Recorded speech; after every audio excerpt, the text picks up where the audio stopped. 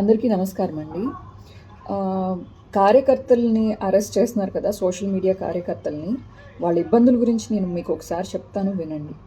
అసలు మీరు సమఉజ్జీలతో ఫైట్ చేయాలి. పిచ్చుకల మీద బ్రహ్మాస్త్రాలు వేయడం కరెక్ట్ కాదు. అలా తిట్టుకుంటూ పోతే, అలా అరెస్టులు చేసుకుంటూ పోతే, శరణు అన్న వాళ్ళని కూడా వాళ్ళని వదిలిపెట్టుకోకుండా వాళ్ళ మీద మీరు అస్త్రాలు వేయడం కరెక్ట్ కాదు. విజయమ్మ చెప్పారు కదా, ఏమైనా ఉంటే నా కొడుకుతో ఫైట్ చేయండి మీరు అని చెప్పి. అలాగా మీకు ఏమైనా ఫైట్ చేయాలి అని అనుకుంటే హీరోతో ఫైట్ చేయాలి. చిన్న చిన్న సైడ్ ఆర్టిస్టులతో మీరు ఫైట్ చేయడం వల్ల ఏ ప్రయోజనం ఉండదు. వాళ్ళు అమెరికా నుంచో లేకపోతే లండన్ నుంచో ఇంకా కొంతమంది కార్యకర్తలు పుట్టుకొస్తారు. వాళ్ళని ఏమైనా చేయగలుగుతారా? చేయలేరు కదా. ఇప్పుడు లోకల్గా ఉన్నారు కాబట్టి వాళ్ళని పట్టుకుని కుళ్ళబొడుస్తున్నారు. అసలు కార్యకర్త పరిస్థితి ఎలా ఉంటుందండి? ఇది రీసెంట్గా ఈ సోషల్ మీడియా కన్వీనర్స్ కూటమి ప్రభుత్వం వచ్చిన తర్వాత లోకల్గా ఉండే కొంతమంది ఒత్తిళ్ల చేత అనేక మంది ఆత్మహత్యలు చేసుకుని చనిపోయారు. దాదాపు 10 మంది చచ్చిపోయారు సోషల్ మీడియా కార్యకర్తలు. 10 మందో ఇంకా ఎక్కువగానే చనిపోయారని నేను అనుకుంటున్నాను.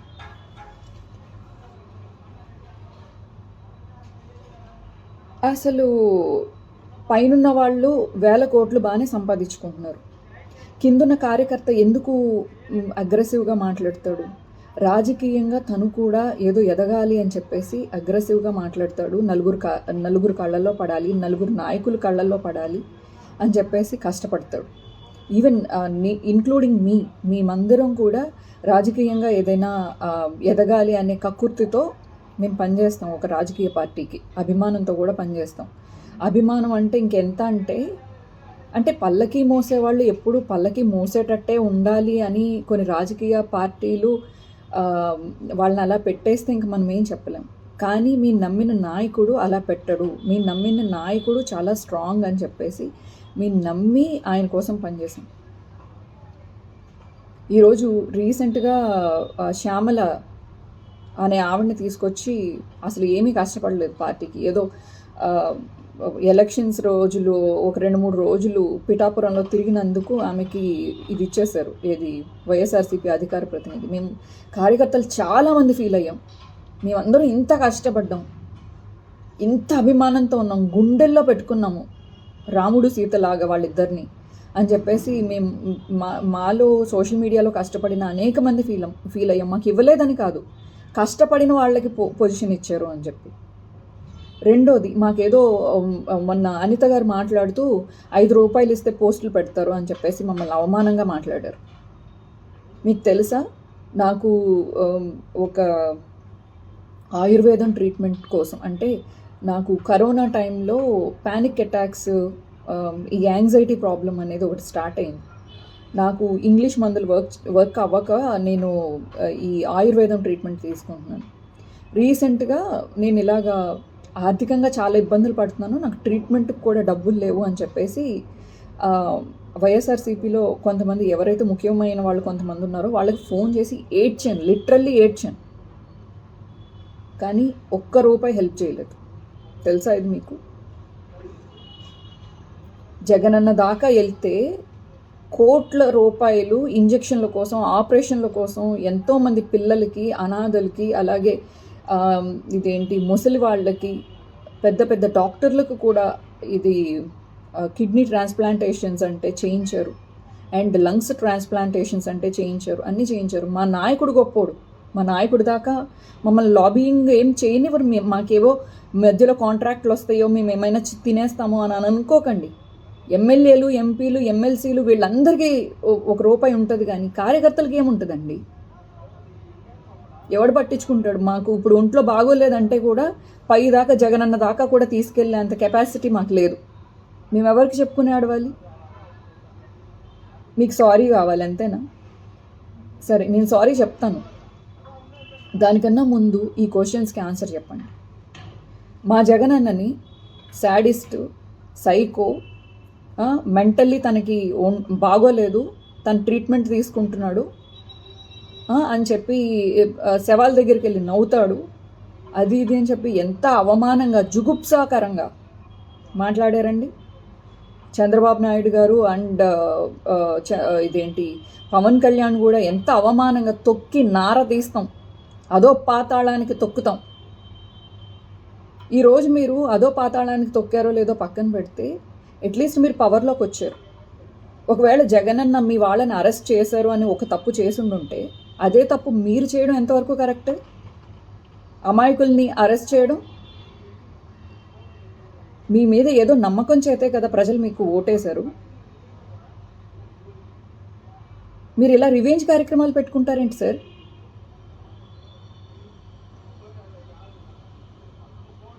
పిచ్చుకల మీద బ్రహ్మాస్త్రాలు ఏంటండి? శరణు అని సారీ అని చెప్పిన వాళ్ళని కూడా అరెస్ట్ చేయడం ఏంటండి?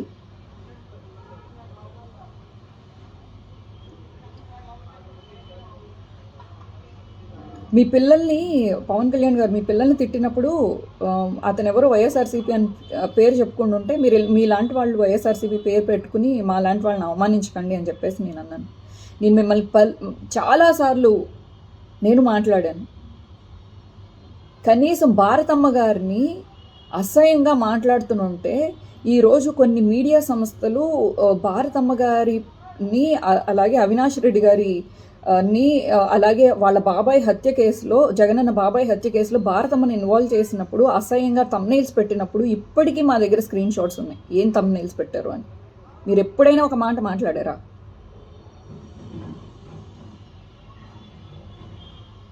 ఎవరైనా ఒక మాట మాట్లాడారా? ఈరోజు కట్ చేస్తే భారతమ్మని తిట్టిన వాళ్ళు, జగనన్నని తిట్టిన వాళ్ళు, అసహ్యంగా మాట్లాడిన వాళ్ళు, అసహ్యంగా థంబ్నెయిల్స్ పెట్టిన వాళ్ళు కట్ చేస్తే ఈరోజు పొజిషన్స్లోకి వచ్చారు. మా జగనన్న మేము ఇంత కష్టపడినా సోషల్ మీడియాలో మాకు ఏ ఇంపార్టెన్స్ అంటే అదే ఆయన దాకా వెళ్ళనివ్వరు. చాలామంది మధ్యలోనే తొక్కేస్తారు మమ్మల్ని. జగనన్నకి తెలిస్తే మేము కష్టపడుతున్నామని తెలిస్తే, మేము ఇబ్బందుల్లో ఉన్నామని తెలిస్తే ఆయన కడుపులోది కూడా తీసి పెట్టే రకం ఆయన. జగనన్న బుద్ధి చూసి, జగనన్న మంచితనం చూసి, జగనన్న మీద అభిమానంతో ఇంకా చేస్తున్నాం మేము. కానీ మిడిల్లో ఉండే రాజకీయాలు మీ అందరికీ తెలీదా అండి?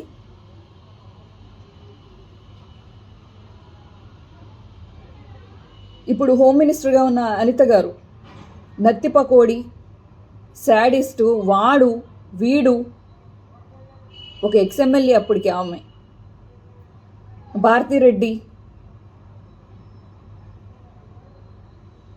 మరి మీరందరూ చేస్తే మీరు కరెక్టేనా అండి? మా దాకా వచ్చేసరికి మేము క్రిమినల్సా?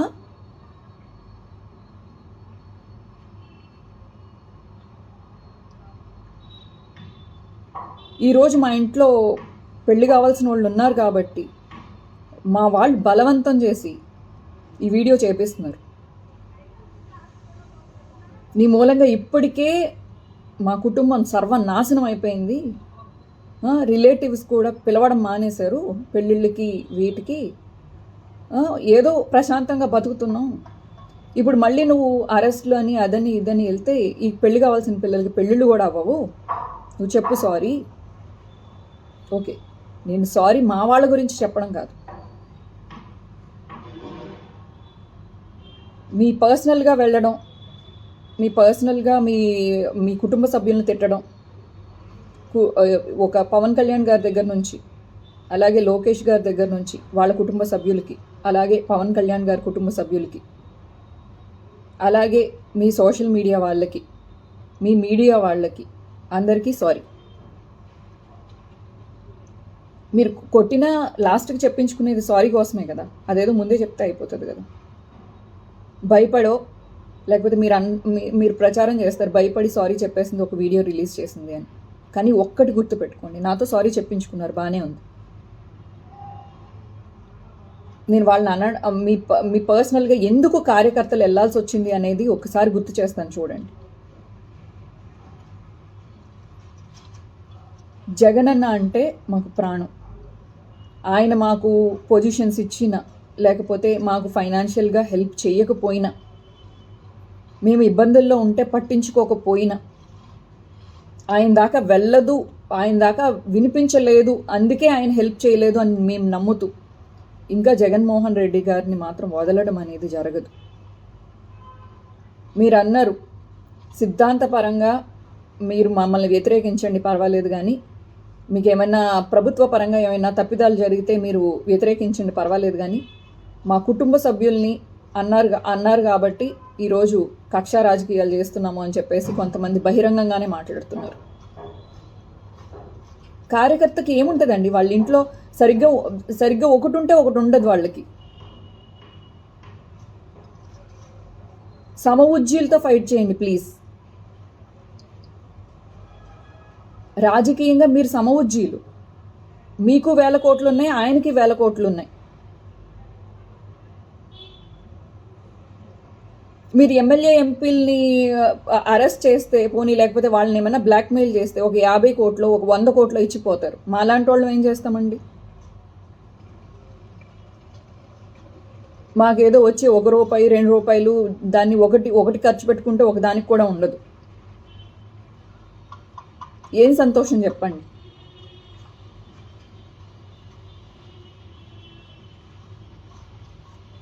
సంపాదించుకునే వాళ్ళు ఇసుకల్లోనూ, బ్రాందీల్లోనూ, లేకపోతే కాంట్రాక్ట్స్లోనూ 100 సంపాదించుకున్నారండి. అందరూ సంపాదించుకుంటారు. అన్ని గవర్నమెంట్లోనూ అన్ని పార్టీలు సంపాదించుకుంటాయి.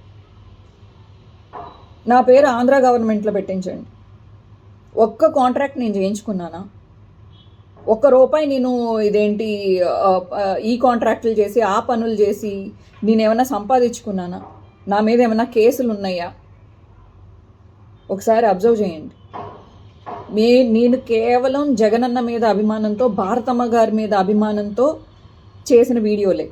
అది కూడా మీ మీడియాలో, అలాగే మీ సోషల్ మీడియా యాక్టివిస్టులు ఎంతమంది ఎన్ని రకాలుగా, ఎందుకండి పవన్ కళ్యాణ్ గారు మీ రేణు దేశాయ్ గారిని మీ ఫ్యాన్స్ హెరాస్మెంట్ చేశారని పబ్లిక్గా ఆవిడ చెప్పింది, ఆవిడ మీకు గుర్తులేదా? అల్లు అర్జున్ గారు ఎన్ని రకాలుగా మేము ఒక హీరో అయ్యుండి ఇలా చేయడం ఏంటి, ఇలాంటి కథలు చేయడం ఏంటి అన్న తర్వాత అసలు అల్లు అర్జున్ గారిని మీ సోషల్ మీడియా, మీ జనసేన వాళ్ళు ఎంత టార్చర్ చేసి ఆయన్ని హెరాస్మెంట్ చేస్తున్నారో మీకు తెలీదా? మీ ఫ్యామిలీ వాళ్ళని, మీ వాళ్ళు, కానీ వాళ్ళ మీద కేసులు ఉండవు.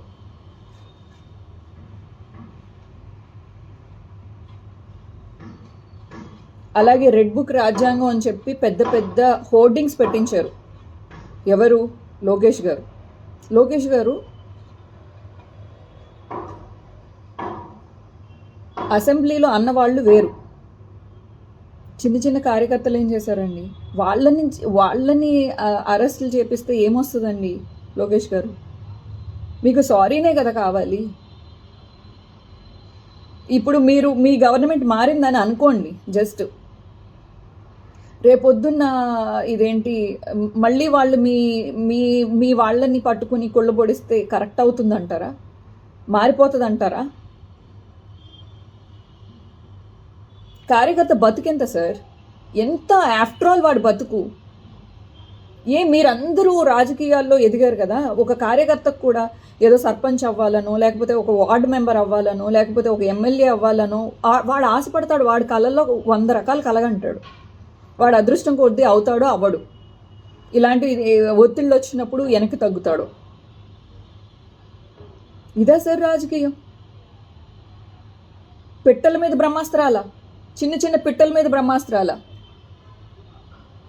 మీ సోషల్ మీడియా వాళ్ళు భారతిరెడ్డి గారిని భారతి పే అని చెప్పి ఒక ఇది క్రియేట్ చేసి పోస్టర్లు అంటించారు. భారతమ్మ గారికి, అవినాష్ రెడ్డి గారికి అక్రమ సంబంధాలు అంటగట్టి ఎన్ని రకాలుగానో మీ వాళ్ళు సోషల్ మీడియాలో ప్రచారం చేశారు. ఆంధ్రజ్యోతి అండ్ TV5 కూడా రకరకాలుగా బాబాయ్ హత్యకి జగనన్నకి సంబంధం ఉంది అని చెప్పి, భారతిరెడ్డి గారికి సంబంధం ఉందని చెప్పి, దగ్గరుండి వీళ్ళిద్దరే హత్య చేయించారని చెప్పి, అసలు వాళ్ళకి ఫోన్ ఎప్పుడు వచ్చింది, అర్ధరాత్రి ఎప్పుడు ఫోన్ వచ్చింది చచ్చిపోయారని, ఆ తర్వాత రిలేట్ చేస్తూ ఎన్ని కథనాలు. అలాగే షర్మిల గారు, అలాగే విజయమ్మ గారు కరెక్ట్గా ఎలక్షన్స్ ముందు ఇంకా మీ అందరికీ సారీ అండి.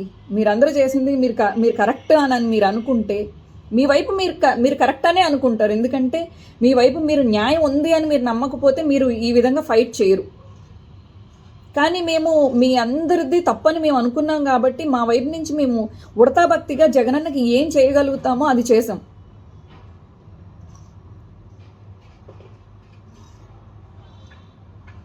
ఏది తప్పు ఏది రైట్ అని ఇప్పుడు ప్రజలు మిమ్మల్ని నమ్మారండి. ఓకే, మేము తప్పో, మేము ఇదేంటి మేము చేసింది మేము సరిగ్గా ప్రచారం చేసుకోలేదో, లేకపోతే మేము తిట్టిన తిట్లు మాకే రివర్స్ అయినాయో, మొత్తం మీద మీరు గెలిచారు కదా. మీరు గెలిచిన తర్వాత ఇప్పటికైనా మంచి చేయొచ్చు కదా. ఇలా మధ్యలో మీరు కొట్టుకుని ఇప్పుడు జగనన్నకు కావచ్చు, ఎమ్మెల్యే ఎంపీలకు కావచ్చు, వాళ్ళకంటూ బాడీ గార్డ్స్ ఉంటారు, వాళ్ళకంటూ గన్మెన్లు ఉంటారు. ఈ కార్యకర్తలకు ఎవరు ఉంటారు సార్? వాళ్ళని కొట్టి వాళ్ళ ఫ్యామిలీ మెంబర్స్ని అరెస్ట్ చేసి వాళ్ళ ఫ్యామిలీ మెంబర్స్ని కూడా పోలీస్ స్టేషన్లో పెట్టుకుని ఎంతవరకు న్యాయం సార్? మీకు ధైర్యం ఉంటే, మీరు దమ్ము ఉంటే ఇప్పుడు ఈ అసెంబ్లీలో మీ అన్న వాళ్ళని, అలాగే లేకపోతే జగనన్నతో ఫైట్ చేయాలి, లీడర్తో ఫైట్ చేయాలి. వాళ్ళని వదిలేసి చిన్న చిన్న నలుసుల్ని, చిన్న చిన్న నలకల్ని పట్టుకుని నలిపేస్తే ఏ విధమైన రాజకీయం? ఇంతేనా? మీరు మీరు మీరు ప్రభుత్వం, ఒక ఆంధ్రప్రదేశ్ ముఖ్యమంత్రి అండ్ ఒక ఆంధ్రప్రదేశ్ మినిస్టర్, ఒక డిప్యూటీ సీఎం, ఒక హోమ్ మినిస్టరు, మీరు అయ్యింది ఎందుకా? ఇన్ని హత్యలు జరుగుతున్నాయి, వాళ్ళని ఇప్పుడు సోషల్ మీడియా క్వశ్చన్ చేయకూడదు అంటున్నారు. And also me social media వాళ్ళు అసహ్యంగా భారతమ్మను మాట్లాడింది తప్పు కాదు అంటున్నారు. మీరు వాళ్ళని అరెస్ట్ చేయము అంటున్నారు. మీరు ఒక్క టీడీపీ వాళ్ళని మీరు అరెస్ట్ చేశారా? ఇలా తప్పుడుగా ఒక లీడర్ మీద మాట్లాడారు అని ఎథిక్స్ ఏమైనా ఉందా సార్? ఇది ఏమన్నా రాజనీతిలో ఆడవాళ్ళని, పిల్లల్ని, అలాగే శరణు సారీ అన్న వాళ్ళని ఎవరు ఏం చేయరు, వాళ్ళ జోలికి పోరు, వదిలేస్తారు పోండి అని చెప్పి. ఇదేం రాజనీతి అండి? ఒక సోషల్ మీడియా యాక్టివిస్ట్ని పట్టుకుని హింస చేయడం. సార్, మీ అందరికీ పిల్లలు ఉన్నారు సార్, మా ఇళ్లలోనూ పిల్లలు ఉన్నారు, సేమ్ ఇబ్బందులు పడతారు.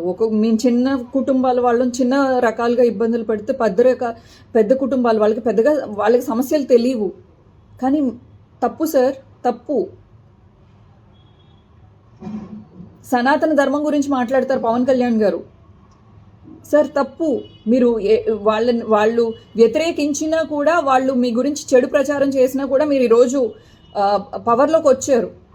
ఆనందించండి, మీ పవర్ని మీరు ఆనందించండి, మంచి పనులు చేయండి, మంచి పేరు తెచ్చుకోండి, మళ్ళీ ఇంకొకసారి పవర్లోకి రావడానికి ట్రై చేయండి. ఎవరి అదృష్టం ఎలా ఉంటుందో తెలియదు కదా. మేము తప్పు చేసామని మీరు అనుకుంటున్నారు, మీ సోషల్ మీడియా వాళ్ళు తప్పు చేశారని మేము అనుకుంటాం. మీ సోషల్ మీడియాని, టీడీపీ సోషల్ మీడియాని, జనసేన సోషల్ మీడియాని ఎదుర్కోవడానికి మా సోషల్ మీడియా వాళ్ళు కూడా మీరు ఏ మార్గాన్ని ఎంచుకున్నారో మా వాళ్ళు కూడా అదే మార్గాన్ని ఎంచుకున్నారు. మీరు అగ్రెసివ్గా వెళ్తున్నప్పుడు, మీరు తప్పుగా మాట్లాడుతున్నప్పుడు మా వాళ్ళు కూడా తప్పుగా వెళ్ళారు.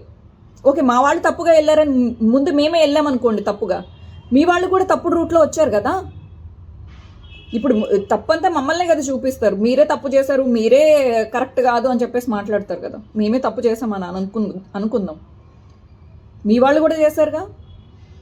ఇప్పుడు మీరు పవర్లో ఉన్నారు కాబట్టి మీ వాళ్ళు తప్పు చేశారు అని చెప్పేసి మీరు అనరు, మీ వాళ్ళని అరెస్ట్ చేయరు. మీ సొంతంగా మీ కుటుంబంలో వాళ్ళే ఇబ్బంది పడినా కూడా, రేణు దేశాయ్ గారు అవ్వచ్చు, లేకపోతే అల్లు అర్జున్ గారు అవ్వచ్చు, వీళ్ళందరూ ఇబ్బందులు పడినా కూడా మీ వాళ్ళే కరెక్ట్ అని చెప్పేసి మీరు మాట్లాడతారు.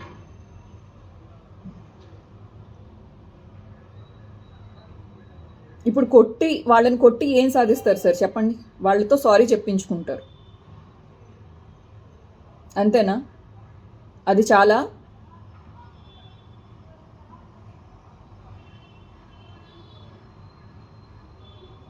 సార్, యుద్ధం జరుగుతున్నప్పుడు ఒక ఎలక్షన్స్ పీరియడ్లో మీరెంత అంటే మీరెంత అని చెప్పేసి, ఇంక్లూడింగ్ పాకిస్తాన్, భారత్ ఒక గేట్ ఉంటుంది కదండి, కవాతు చేస్తారు. మీకు అందరికీ ఐడియా ఉంటుంది, చాలామంది విజిటర్స్ కూడా వెళ్ళి విజిట్ చేస్తూ ఉంటారు.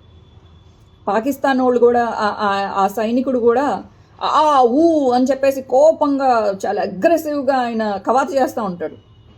మన భారత వాళ్ళు కూడా అసలు మీదకెళ్ళి కొట్టినంత పని చేస్తారు. అంత దగ్గరికి వెళ్ళినా కానీ కొట్టుకుంటాం మేము ఇంకొంచెం సేపట్లో అన్నట్టు ఉంటుంది కవాతు, కానీ కొట్టుకోరు. అది సాంప్రదాయంగా వస్తుంది ఆ కవాతు. మీరు కావాలంటే యూట్యూబ్లో చూడండి. అలాగే మీరు మీ సోషల్ మీడియా సైనికులు ఎలా ఉన్నారో మా వాళ్ళు కూడా అలా తయారయ్యారు.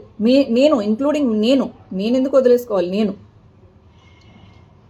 కానీ ఏ రోజు బాహాబాహికి దిగలేదే.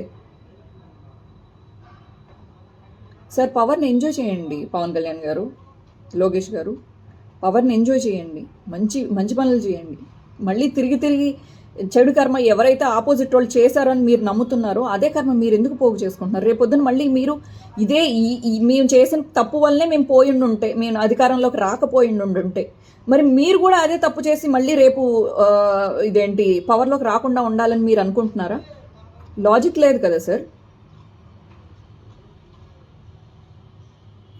అసలు పెద్దోళ్ళతో ఫైట్ చేయాల్సింది పోయి సోషల్ మీడియా కార్యకర్తలతో ఏంటండి?